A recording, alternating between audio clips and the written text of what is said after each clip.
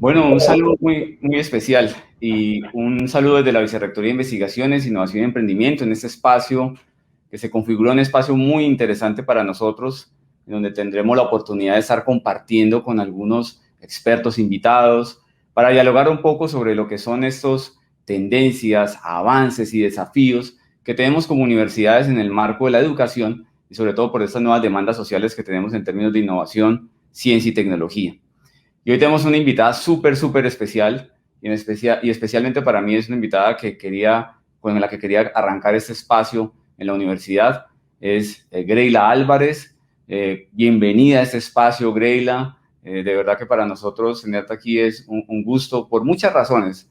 Greyla, un poco te contaba al equipo cuando estábamos hablando de este espacio y de lo que queríamos nosotros con la revista La Vicerrectoría de Investigación, Innovación y Emprendimiento, y sobre todo por los desafíos que tenemos hoy día, también desde cómo vincular esos tres elementos que normalmente en las universidades están separados y hoy los vinculamos estratégicamente: investigación, innovación y emprendimiento en un solo lugar. Y una persona que ha tenido la oportunidad de recorrer a lo largo de más de 20 años con toda tu experiencia como consultora, como líder de transformación digital y todo lo que has hecho a nivel de educación en Latinoamérica y en diferentes lugares del mundo, con tu experiencia y además en esa faceta tan importante que tienes como emprendedora. Entonces, claro, cuando queríamos reunir en un solo lugar un invitado que pudiera como conversarnos sobre, bueno, podíamos hablar de educación, pero también de innovación, pero también un poco de emprendimiento, pues era la invitada pues perfecta para arrancar y bienvenida a este espacio, Greta. Es un gusto tenerte acá. Gracias, Jesús. Para mí es un verdadero placer y un honor compartir, ser la primera invitada de este espacio, pues es un verdadero honor para mí. Sé el trabajo que estás haciendo, que estás liderando desde la universidad y que está liderando la institución y estoy segura de que estos espacios van a tener un impacto muy positivo en toda la comunidad universitaria. Muchísimas gracias, Greyla. Greyla, fíjate que algo que nos pareció supremamente interesante y personalmente cuando estábamos reconectando con este espacio, hay una frase muy interesante que tienes en tu sitio web que me voy a tomar el atrevimiento de leerla porque me pareció muy pertinente para esto. Hablas, en tu sitio web habla así: nuevos emprendimientos surgen, empresas se transforman e instituciones se reinventan. Y creo que viene muy bien al lugar de lo que es este espacio y lo que queremos conversar, ¿no? Estamos hablando de surgimiento de nuevas iniciativas, estamos hablando de conceptos como transformación, estamos hablando de conceptos como la reinvención a nivel organizacional y empresarial.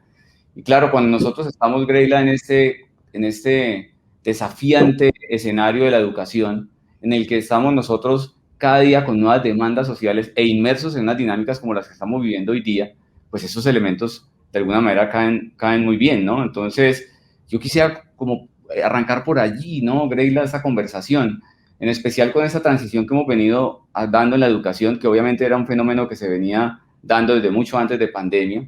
Ya reconocíamos la necesidad inminente de que la educación tiene que transformarse, y cuando estamos hablando de educación desde la perspectiva de la educación superior, aún más, viene una pandemia que nos cambia y nos rompe totalmente muchos esquemas, en algunos casos acelera procesos, en otros frena, en otros quiebra, y adicionalmente en nuestros países latinoamericanos, que tú también bien conoces, además se suman todos esos elementos de orden político y social, que terminan también de alguna manera llevando a otro tipo de escenarios este tema del asunto de la educación. Entonces, claro, esa primera pregunta gira por allí. ¿Tú cómo ves en este nuevo entorno ya permeado por todo ese asunto, esos desafíos que tenemos como instituciones de educación superior frente a estas nuevas demandas sociales, Greyla? Sí, definitivamente ya no es una opción el montarnos sobre la ola, no solamente de la transformación digital y de la automatización, que era la primera disrupción que estábamos viendo en el entorno educativo y que nos estaba presionando a hacer una transformación de los procesos y de cómo estaban funcionando las instituciones, sino la segunda disrupción que hemos vivido con la pandemia. Entonces, imagínate tener que convivir con dos disrupciones en paralelo, con un estudiante que ha cambiado, con un sector industrial que está demandando cosas diferentes y con una institución que hasta ahora no había tenido la agilidad para responder a estas necesidades de una manera más efectiva. Entonces, yo lo que veo es que estamos en un momento único, una oportunidad única que se le está dando a todas las instituciones de educación superior en el mundo para lanzarse realmente a ese proceso de transformación.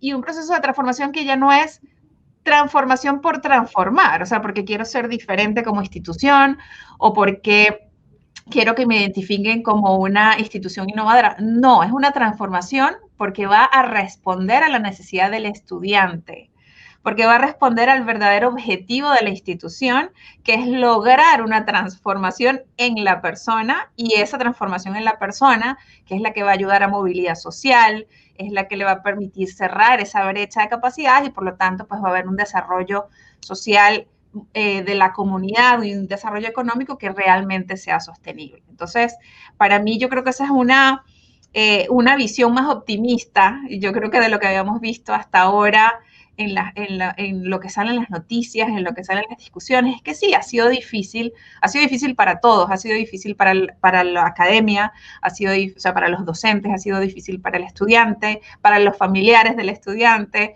ha sido difícil para la industria, para el gobierno, para todos ha sido muy difícil, pero de esa dificultad, de esa presión están saliendo cosas maravillosas, están saliendo cambios que realmente creo que están acá, que llegaron para quedarse, y están saliendo emprendimientos, están saliendo nuevas tecnologías que también van a apoyar este proceso de transformación del ecosistema completo de educación. No, y totalmente de acuerdo, Greyla. Has tocado unos temas que me parecen muy importantes. Ahora ya es un tema como de no es un tema como de elección, ¿no? Si quiero o no quiero, creo que es un tema ya que nos lleva a tomar una decisión de orden decidido y comprometido como instituciones de educación superior. Y hablabas de algo que es muy importante, es el tema de la transformación, y la transformación es una perspectiva también estratégica y de creación de valor en el entorno en que se inserta una institución de educación superior particular.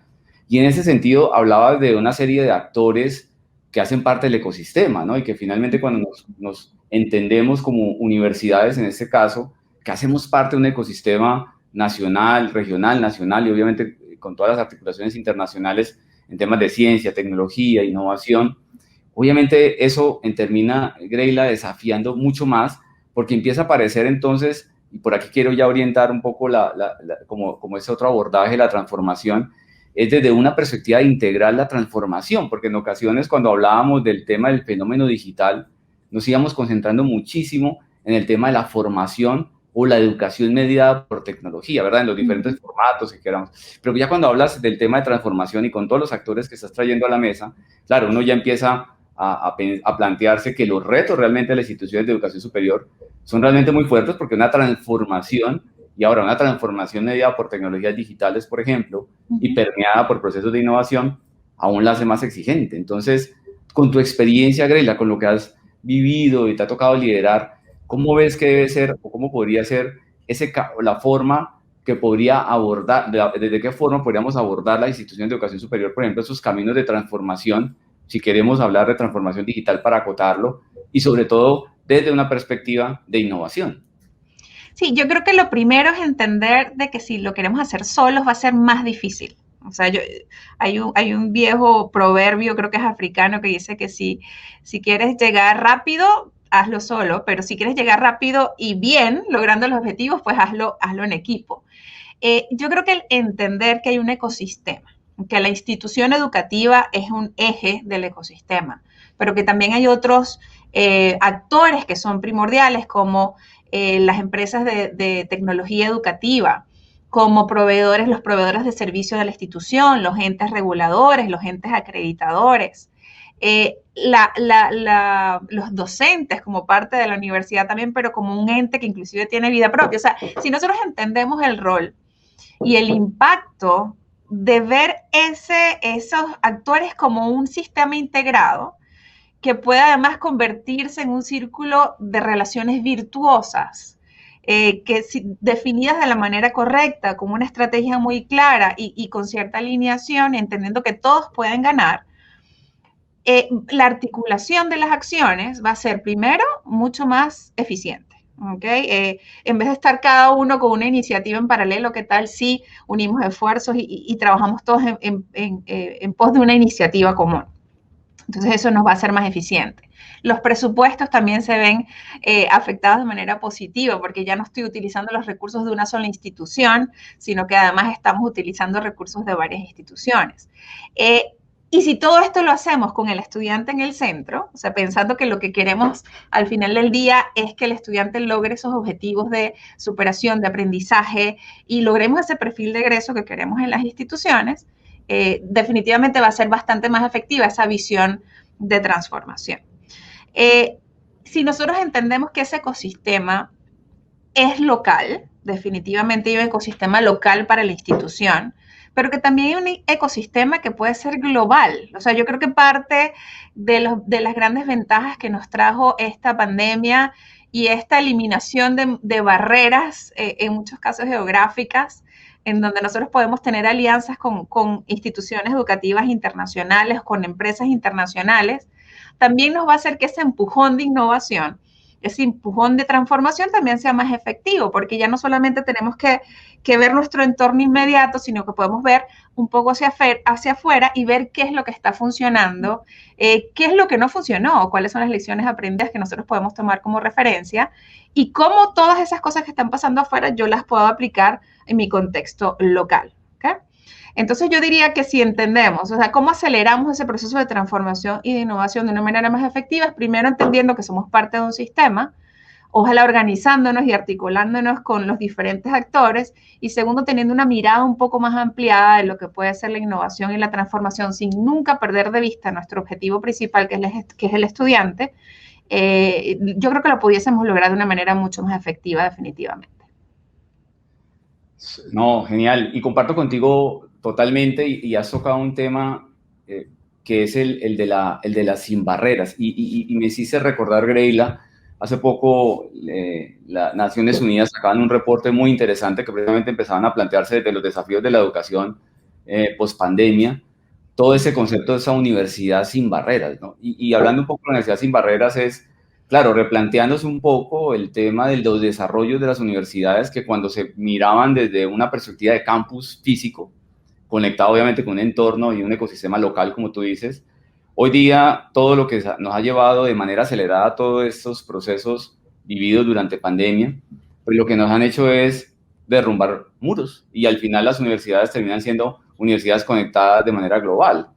Entonces, cuando ya pensamos en esa dinámica en la que finalmente podemos cooperar de una manera mucho más estratégica, porque has hablado de un tema clave y es haciéndolo con otros, podemos hacerlo mejor, de una manera más potente, de una manera más trascendente, si se quiere, para aportar el desarrollo de las regiones. También aparece otro tipo de fenómenos que estamos viviendo. Hace poco estaba leyendo también un artículo sobre todo lo que se ha dinamizado el concepto de los nómadas digitales, ¿no?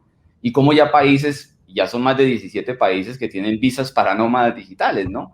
En los que pueden estar aquí, allá y demás. Entonces, claro, ahora si nos concentráramos un poco en ese factor, porque has tocado algo muy elemento cuando el estudiante está en el centro, y pensando, por ejemplo, en esos nuevos atributos de lo que va a ser este estudiante, trabajador, inmerso en dinámica global, nos empieza a plantear nosotros retos de vuelta a las instituciones de educación superior.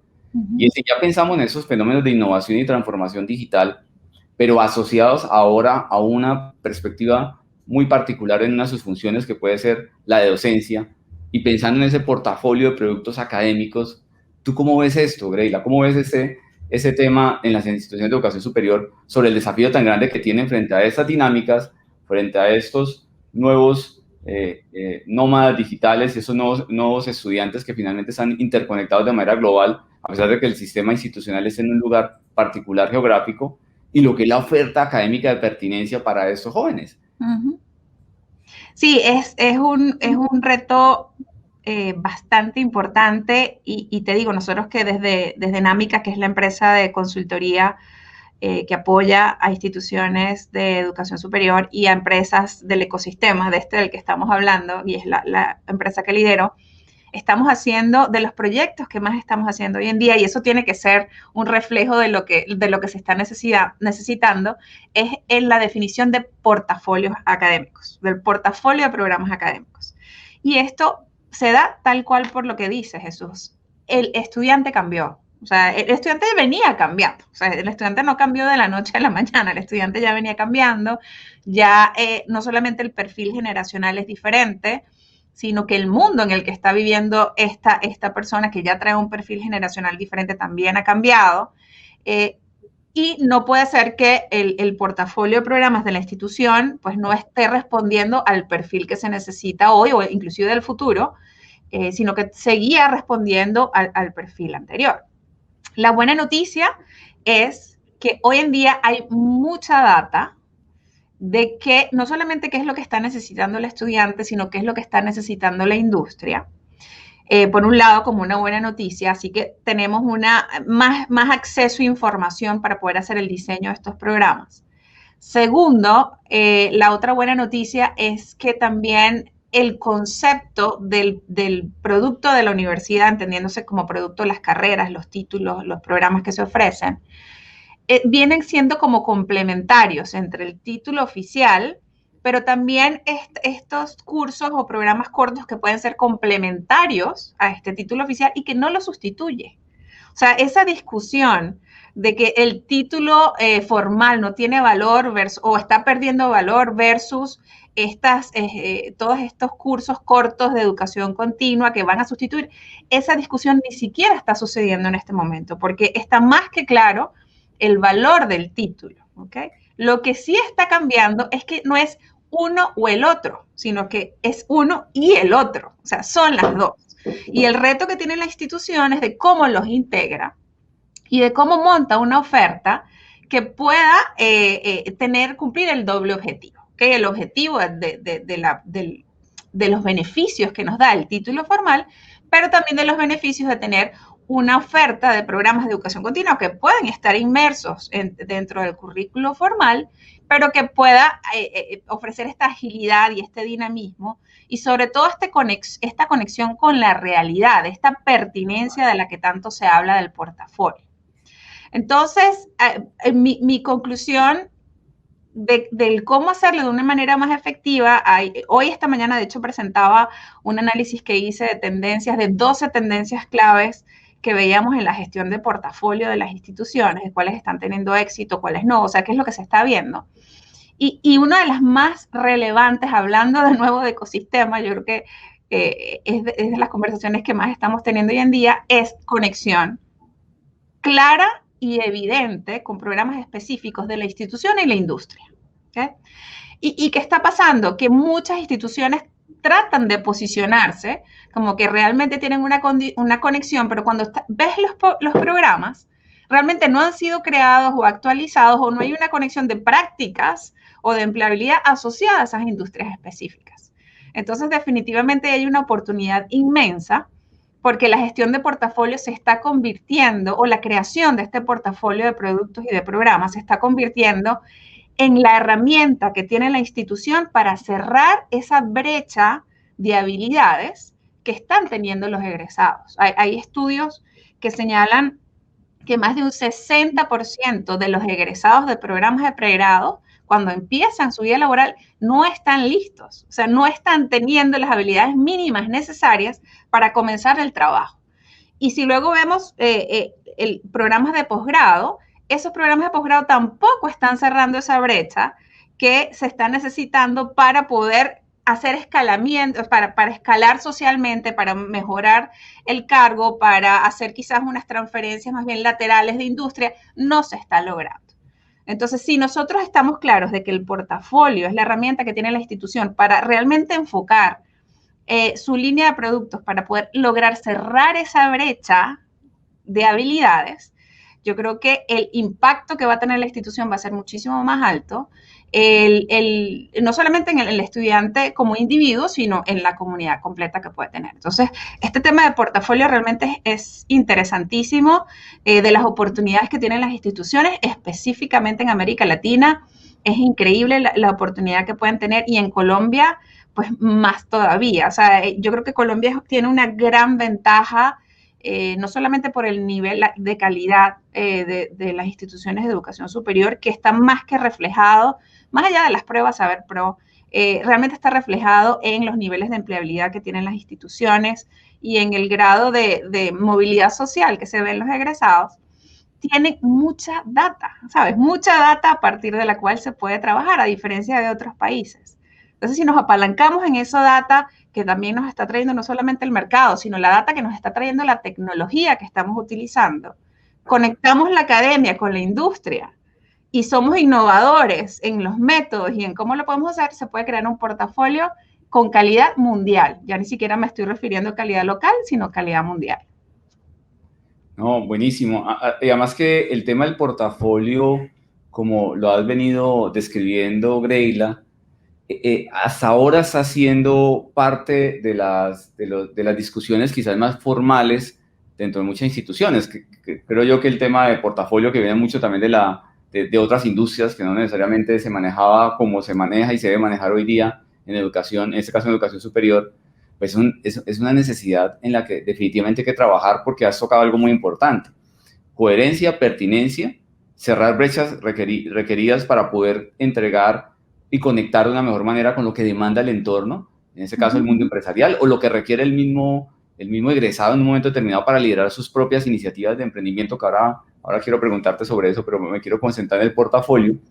Y es que efectivamente has tocado un elemento muy importante y hay una reflexión que creo que vale la pena hacer, y es cómo el portafolio efectivamente se convierte en una palanca de desarrollo institucional cuando efectivamente está alineada a su ADN y a sus propósitos. Porque no sé qué tú opinas, Greila, pero en ocasiones un aviso que ahí también puede ser de alguna manera la palanca más poderosa de transformación, pero también se te puede volver como una flecha que te haga daño en el momento que el portafolio no gestionado y configurado de la mejor manera, que entendiendo de la mejor manera es que responda al mercado, que a unas dinámicas que obviamente se están identificando en el entorno por la cantidad de información que hoy día se puede tener, pero por otro lado, cuando hay una no alineación con la estrategia de desarrollo de la universidad y de lo que efectivamente es su ADN. ¿Tú cómo has visto eso? Porque creo que ahí hay un elemento muy importante, porque si hay una concentración fuerte en el portafolio y lado de lo otro, automáticamente puede haber también un elemento que puede volverse en contra de las instituciones, ¿no?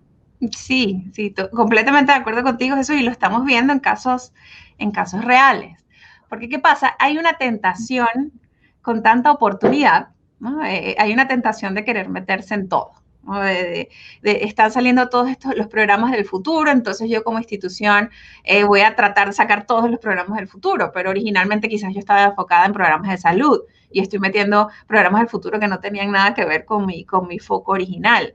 O soy una institución que más bien el carácter es de emprendimiento, de apoyo al emprendimiento, etcétera, y estoy, como han aumentado los programas con foco en ciencias humanas, entonces quizás me voy a meter en programas y perdiendo el foco, ¿no? Y es lo que estamos viendo al final. Entonces, para mí son tres elementos que deben estar claramente definidos en relación al portafolio y al ADN de la institución, tal cual como tú lo mencionas. Y el primero es cuáles van a ser mis atributos diferenciadores como institución, ¿okay? Como institución de educación. Y aquí esto tiene que estar muy alineado al plan de desarrollo institucional, a estos valores, a esta misión que tiene cada una de estas organizaciones, pero muy, muy especificados en relación a cómo me quiero posicionar y cuál es la apuesta que yo estoy haciendo como institución. ¿Okay? Yo estoy haciendo una apuesta más hacia el área del emprendimiento, de la tecnología o de la innovación, más allá de áreas de conocimiento, sino cómo me quiero yo perfilar como universidad. Ese sería el primer ámbito. El segundo, del portafolio en sí. Quiero concentrar mi portafolio en ciertas áreas de conocimiento, quiero que sea identificado como un portafolio de pertinencia, de mucha pertinencia, o sea, muy conectado con las necesidades de la industria y con altos niveles de empleabilidad. Quiero que esté caracterizado por la agilidad o quiero que esté caracterizado más bien por la tradición, que puede ser quizás todo lo contrario. Y no tenemos que escoger todo. O sea, deberíamos tratar de enfocar cuáles son esos atributos que queremos para el portafolio y obviamente ese punto 2, que es portafolio, tiene que estar alineado con el punto 1, que es institución. Y en tercer lugar, y de nuevo para mí siempre más importante, con lo que tiene que ver con el estudiante, es cuál es ese perfil de egreso que yo quiero de la institución. Entonces, yo quiero que mi estudiante sea uno que esté de nuevo, muy metido en el tema del emprendimiento o yo quiero más bien que mi estudiante sea caracterizado por la flexibilidad y el nivel de adaptación, como uno de los atributos que podemos definir. Entonces, si nosotros alineamos esos tres elementos, empezando por cómo quiero yo posicionarme como institución, pero no porque quiero hacerlo, sino porque tengo un objetivo trascendental de lograr impacto. Segundo, cómo quiero posicionar mi portafolio y diseñar toda mi estrategia de portafolio muy enfocado con esos atributos diferenciadores. Y tercero, ¿cuál es el perfil de egreso? Si combinamos esos tres y está conectado y hay coherencia, hay integración, pues cada uno de los elementos nuevos de portafolio, porque señores, tenemos que innovar en portafolio, no nos podemos quedar con el mismo portafolio que tenemos hasta ahora si queremos ser pertinentes, pero la diferencia es que lo vamos a integrar en algo que ya está estructurado. Entonces, si esa definición de esa estrategia, con unos procesos de gestión de portafolio bien establecidos, yo creo que van a ser una de los elementos que va a caracterizar a las universidades que puedan ser consideradas exitosas en los próximos 2 años. No, genial. Y hay un tema, Greila, que has tocado sumamente importante, la coherencia. Y hablas de la coherencia de ese portafolio en esas 3 dimensiones que tú planteabas, pero adicionalmente una coherencia con ese plan de desarrollo de universidad, ¿no? Y en el caso de la Universidad Autónoma de Occidente, te comparto que en su plan de desarrollo 2030 hay unas declaraciones muy potentes con las que quisiera ya ir enfilando esa última parte de la charla, y es, en ese plan de desarrollo 2030 hay unas expresiones en el perfil institucional de la universidad que nos están retando y nos van a retar de una manera muy interesante y de una perspectiva creativa, todo lo que quieras. Y una es reafirmar ese compromiso de ser una universidad de y para la comunidad, ¿no? Que uno cuando la lee pues, puede pensar, pues sí, parece como muy obvio que una universidad es como para la comunidad, no, pero ese de y para la comunidad tiene una serie de implicaciones en muchas de lo que debe ser su quehacer en las funciones sustantivas. Por otro lado, está definiendo también en el plan de desarrollo ser una universidad de docencia e investigación. Digamos que hasta hace muy poco tiempo, Greila, nosotros éramos una universidad de docencia que hacía investigación, y parte de los desafíos que tenemos ahora pues con la creación de esa nueva vicerrectoría, precisamente investigación, innovación y emprendimiento, es que hacia el 2030 la universidad ha declarado ser una universidad fuerte en docencia, fuerte en investigación. Entonces, claro, cuando uno ya mezcla el tema de DEI para la comunidad, ahora investigación y docencia, y aparece uno encontrarse en el camino una serie de elementos y si se quiere mejor componentes transversales de formación, aparecen elementos muy importantes que se deben estar pensando hoy día para esos líderes de transformación, como tú decías, de coherencia. Y estamos hablando ahora, por ejemplo, tú lo hablabas en tu intervención, el emprendimiento. No necesariamente el emprendimiento visto desde la perspectiva de que la universidad va a ser una fábrica de sacar nuevas empresas. Ojalá y salgan emprendimientos universitarios muy potentes, pero también el emprendimiento desde la perspectiva de proceso o generación de competencia, de tal manera que puedan salir líderes de transformación desde sus profesiones que eventualmente puedan liderar emprendimientos o entrar a ser parte de compañías a intraemprender o a liderar junto con otros profesionales y complementarse. Claro, y por aquí quería preguntarte, porque tú además de toda esta bellísima carrera que has tenido como consultora y como líder de procesos muy fuertes de transformación digital, liderando desde adentro, hoy día estás emprendiendo y has empezado a emprender fuertemente en unos temas supremamente interesantes de lo que uno puede pensar que es un poco lo que acerca a lo que podría ser emprendimiento EdTech y todo lo que puede ser alrededor de la educación. ¿Tú cómo ves ahora, porque te ha tocado el desafío de emprender por un lado, por otro lado convocar equipo? Entonces, cuando tú miras un poco hacia la institución de educación superior y la universidad, si dices, oye, ves, y además de la pertinencia de todos esos asuntos, de los planes de estudio, ¿cómo es esos componentes tan importantes hoy transversales para hacer lo que hoy día estás haciendo?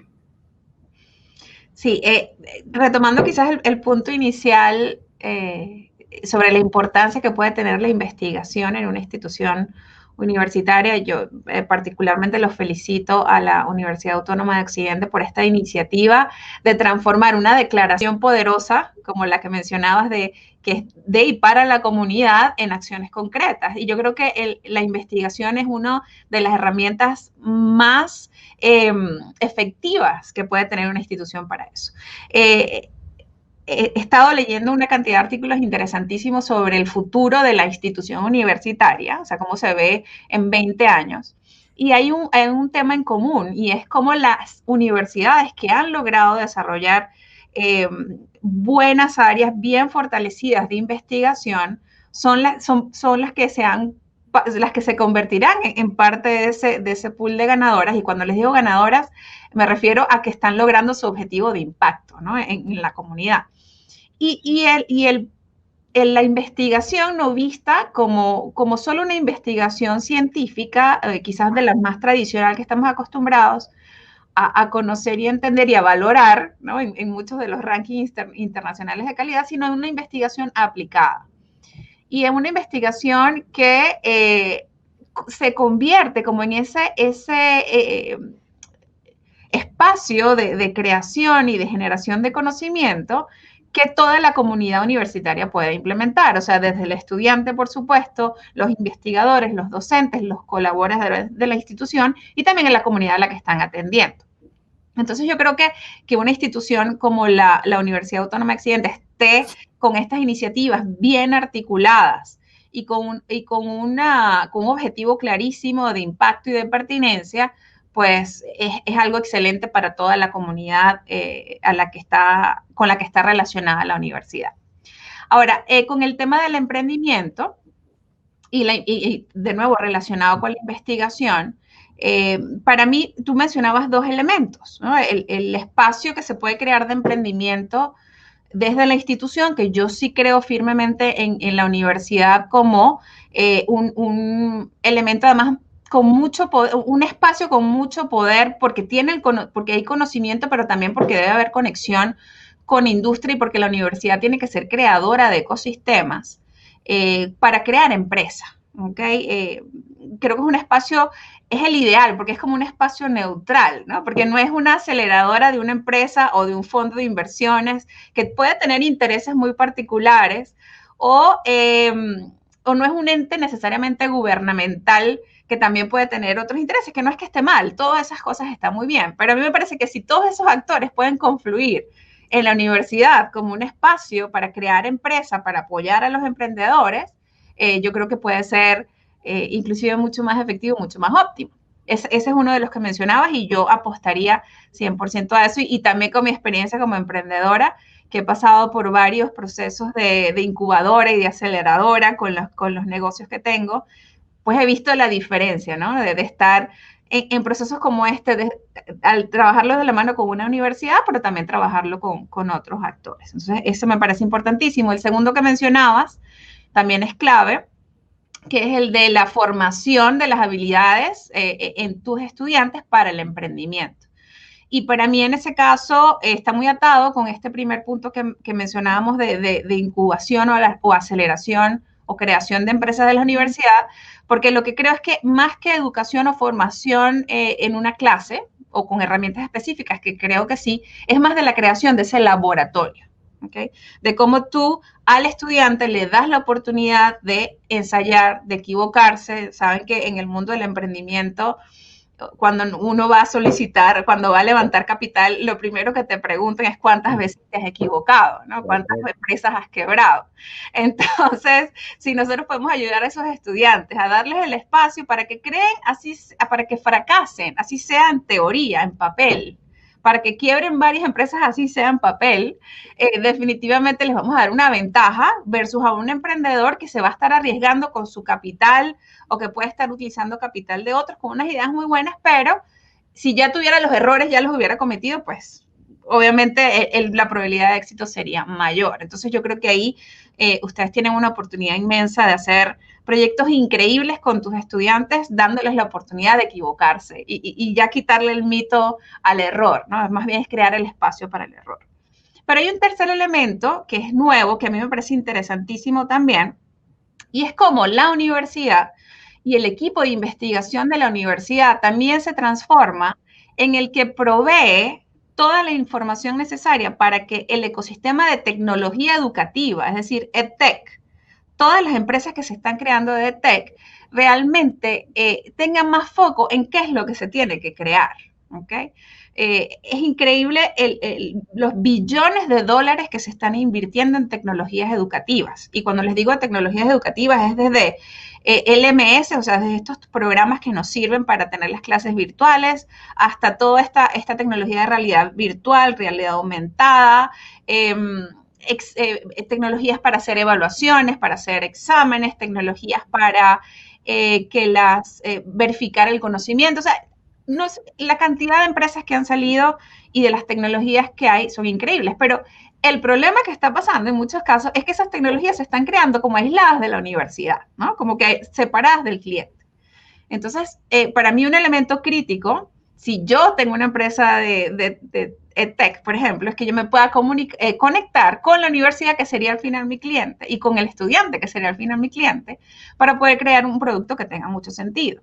Entonces, imagínate que tú desde la Universidad Autónoma de Occidente crees con tus centros de investigación mucha información sobre la universidad y sobre lo que necesita para que entonces estas empresas puedan crear productos más inteligentes. Entonces, para mí, si desde la investigación y la innovación y el emprendimiento tocamos esos tres elementos, yo creo que estaríamos cubriendo el espectro completo de lo que estamos necesitando para resolver los problemas de hoy.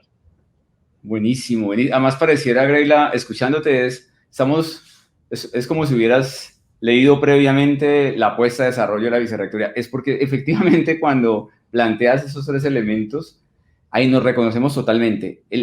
Cuando nosotros empezamos a abordar el gran desafío de la investigación y la innovación y el emprendimiento juntos, precisamente nos observamos internamente como un ecosistema institucional y cómo tendríamos que generar plataformas para que eso efectivamente se conectara.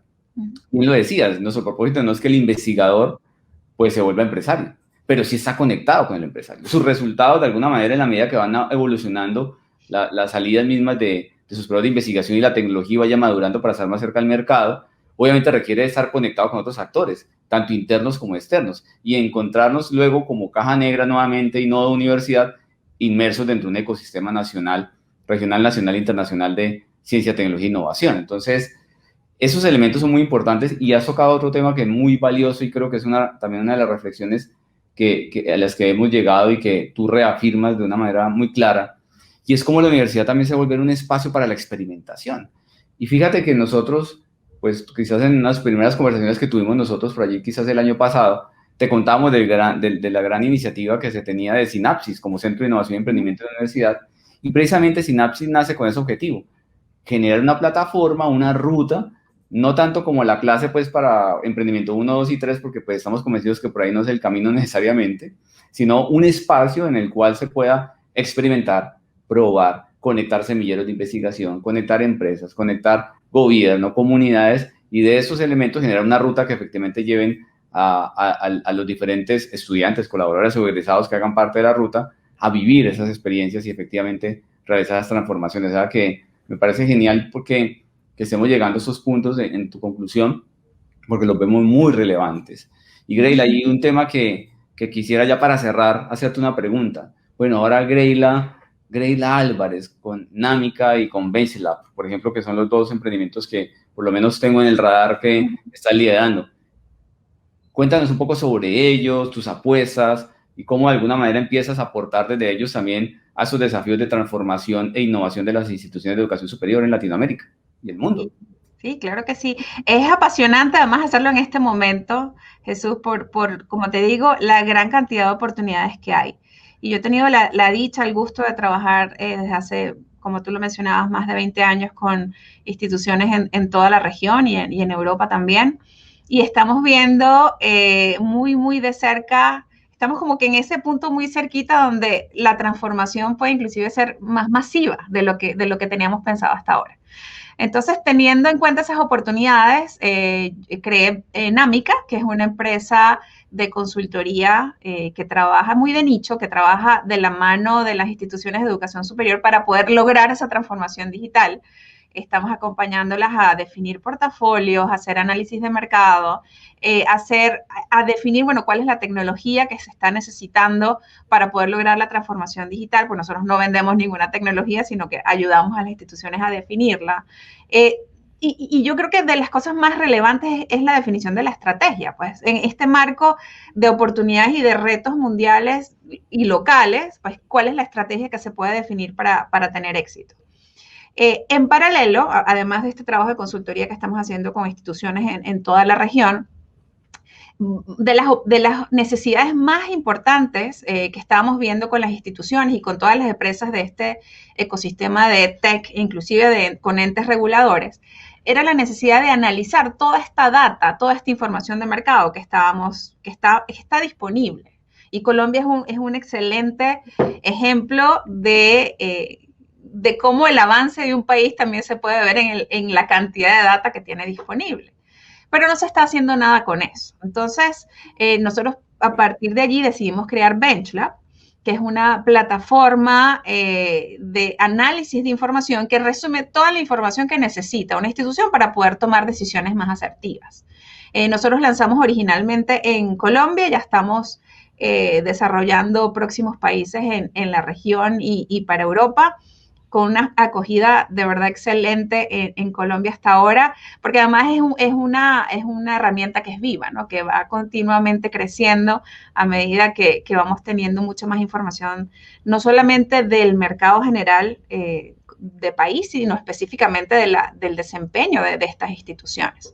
Y con el trabajo que estamos haciendo, pues nos hemos dado cuenta de las ganas de transformarse que tienen las instituciones, de las apuestas que se están haciendo, y nosotros pues desde NAMICA y desde BenchLab las estamos acompañando de la mano porque tenemos un objetivo común y es que realmente se logre la transformación de la comunidad a través de la educación.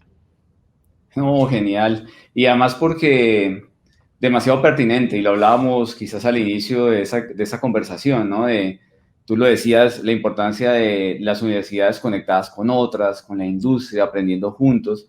Y cuando aparecen ese tipo de iniciativas empresariales tan potentes en las que se pueden sumar valor para tomar mejores decisiones, para de alguna manera configurar de una mejor forma ese portafolio de pertenencia y coherente, pues de alguna manera, pues yo creo que tienen todos los elementos claros y muy bien, y estratégicamente muy bien definido Greyla para poder hacer una incursión muy potente a nivel de Latinoamérica, porque como lo hablábamos, creo que ese tipo de herramientas, ese tipo de conocimiento, ese tipo sobre todo de insights, ¿no? Para tomar de alguna forma también decisiones, las requieren las universidades. Y vuelve y juega, es que ya no es un tema solamente de pensar en una oferta, un portafolio que nace por capacidad o por simplemente responder a un entorno, aparece de otros elementos de orden estratégico, o sea que de verdad felicitaciones y te deseamos de verdad muchos éxitos en ello. Sabes que cuentas con nosotros si quieres por aquí tener un laboratorio también con nosotros. Claro que sí, claro. Ya nos pondremos de acuerdo para que hagamos un laboratorio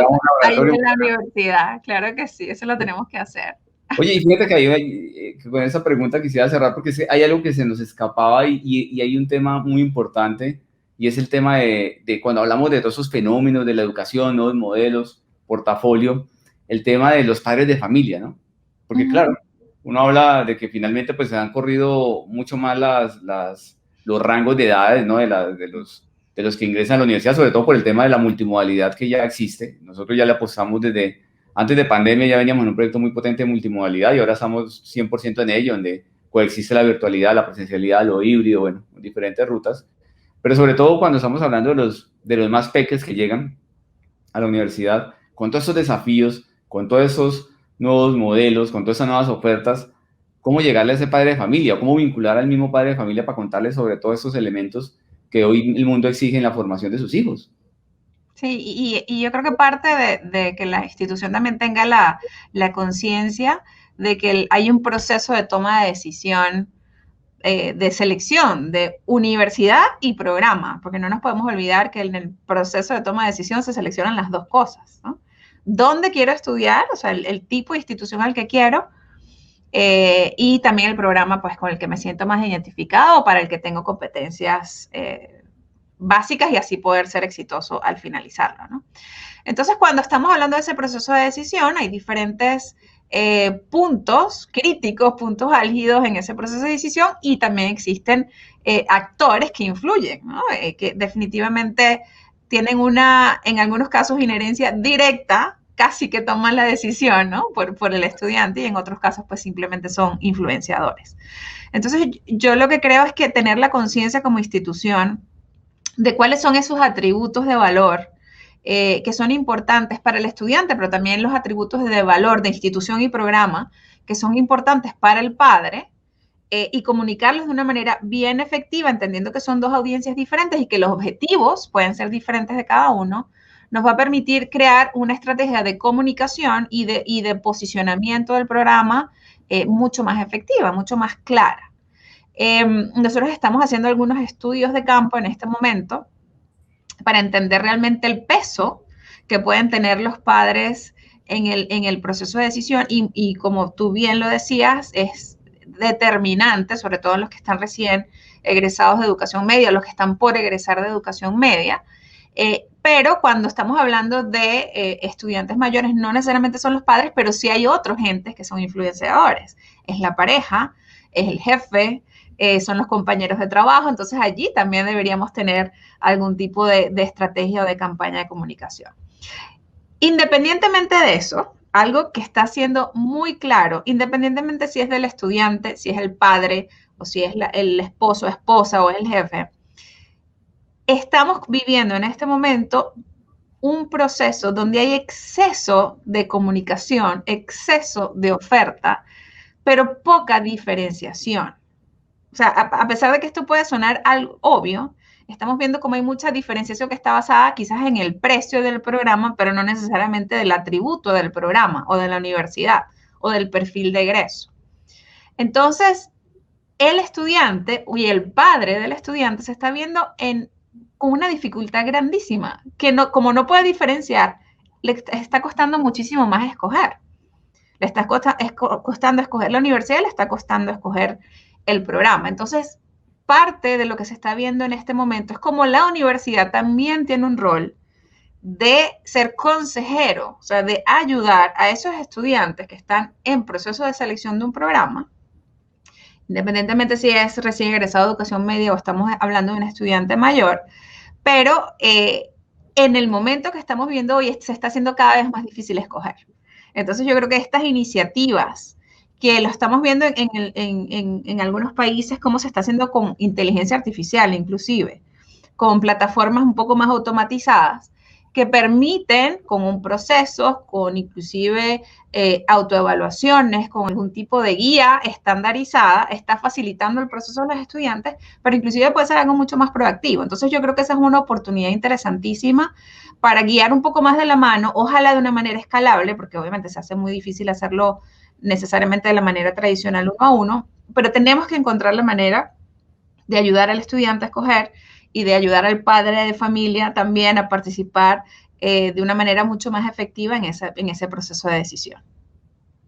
No, de acuerdo. Has dado unas claves muy importantes y nos quedamos con unas palabras que creo que son muy valiosas. Has tocado el tema de los influenciadores, ¿no? No solamente padre, familia, amigos, pareja, todo lo que hay, tenerlos en cuenta a la hora de todo ese proceso.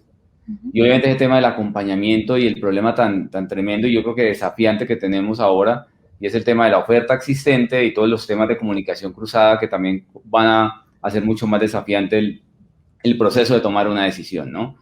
Pues no, Greyla, de verdad que ha sido maravilloso conversar contigo en este espacio. Mira que ya nos tomamos 50 minutos conversando prácticamente de temas tan interesantes.